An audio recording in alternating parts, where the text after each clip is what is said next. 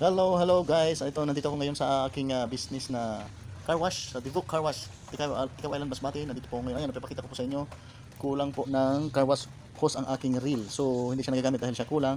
Ito, isa lang ang mayroon. So, kailangan lagyan natin ng isa ito para magamit. So, ngayon, mag-unbox po tayo ng bagong dating na order kong butterfly hose, car wash hose na butterfly ang tatak.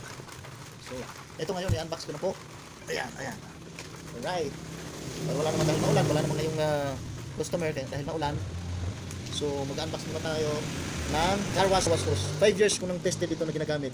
Ito yung gamit kong car wash hose. Ito po ay branded po ito, gawa siya ng Taiwan. So unbox na po natin. Ayan. Mainit pa, bagong dating.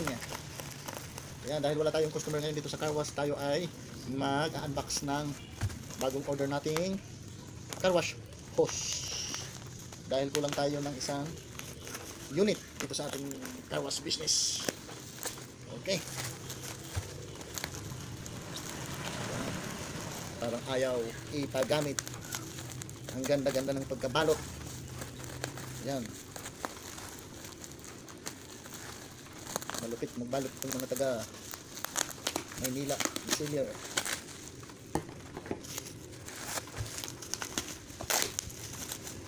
Right, na.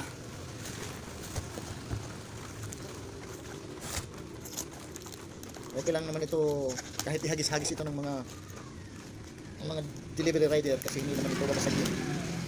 So, 100% hindi ito madadamage kasi hose lang naman ito.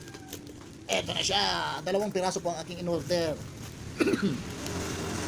Ayan, 2 pirasong tig 10 meters. So, ang halaga nito ng 10 meters ay nasa kung hindi ako nagkakamali, ang presyo nito ay 474 ang 10 meters. Ang 15 meters nito, kung hindi ako nagkakamali, ay nasa mahigit 500 na po. Ang 15 meters. Ito 10 meters, 474. So, dalawa po siya. Yan. Ang tatak niya ay butterfly. Ayan o, butterfly. Okay. Ayan, butterfly. Okay. So, itong butterfly po, sinashare ko po ito sa inyo, lalo na sa mga business din katulad ko na car wash. Napakagandang gamitin po nito kasi durable talaga siya, matibay talaga siya para sa akin. 5 years ko na po ganito, ito ang ginagamit yung brand ng car wash hose. So ito po ay may kasama na, ayan, sa bawat dulo nito may mga fittings na po ito, ayan. Lahat yan may fittings na. Ayan, 516 po ang sukat nito. Siya nga pala po mga kawashing, ang ating hose na ginagamit ay butterfly. Ito po ay, ang capacity niya po, ang pressure niya is 3,000 PSI. Ibig sabihin po, PSI pound per square inch. So matibay po talaga siya when it comes sa pressure po ng lakas ng tubig. So 5 ply na po ito, matibay.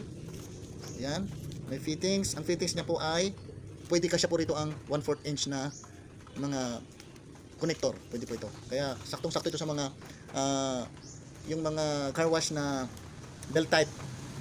Ito po yung design ng kasya-kasya po ito sa car wash na belt type. Okay, tanggalin natin.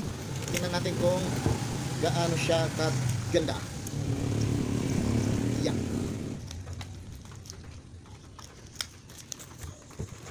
Matibay talaga ang pagkabalot.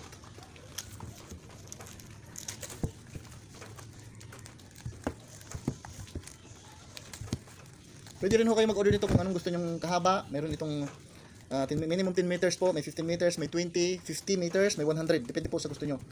Kung gusto nyo mahabang-mahaba, kung meron kayong babuyan at mahaba yung gagamitin nyo dahil napakalayo ng source ng tubig, so ito mas maganda po ito. Yan.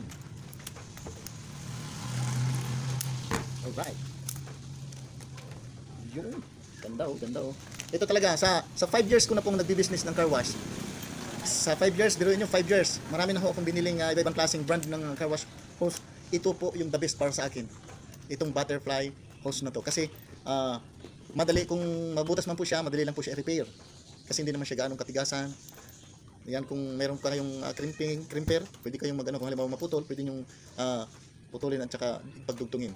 I-crimp nyo lang po kung meron kayong feruli. Okay? Tsaka po pala, pwede ho itong gamitin sa car wash, tubig, sa hangin, sa air pressure po, sa mga oil-based na products, pwede po ito. Wag lang po sa mga fuel. Pwede, wag lang po sa crude oil o kaya sa gasolina. Hindi siya po pwede kasi lulutong po siya. Okay? Tsaka po, gawa po ito ng Taiwan. Maganda rin klase yan, gumawa ang Taiwan. Okay? At saka yung ano nga pala nito, yung sukat po pala ng hose na ito, yung diameter ho ng sukat ng loob ng hose ay 8.5 mm. Tapos yung labas naman po, ang diameter na sukat niya ay 14 mm po itong diameter ho ng labas, yung laki ng labas niya. Pero yung loob na butas is 8.5 mm. Tapos itong fittings, 1/4 po ito. Pwede ito sa mga belt type na car wash na type ng car wash machine. Pwede ito. Saktong-sakto po itong fittings na to. Okay? Siya nga pala, huwag niyo kakalimutan na sana ho, kung bibili kayo ng ganitong hose, sana po magbuo na rin kayo ng sarili ninyong reel. Napakaganda ho ng may hose reel na ginagamit kasi para hindi ho magdadamage so yung ating hose, kasi kung yung hose natin ay nakalaylay lang kasahid sa semento, pag nag-vibrate po yung ating car wash masusugatan po yung ating hose yun ang pagmumula ng leak ng tubig. So kailangan meron pong hose reel katulad nun. Ayan, napakaganda ng hose reel na binuo natin. Ngayon kung gusto nyo rin ng ganyan, panood kayo sa aking tutorials. Lagay ko na lang po sa comment section kung saan kayo pupunta o saan kayo manonood ng aking tutorial. Thank you so much guys. Bye bye.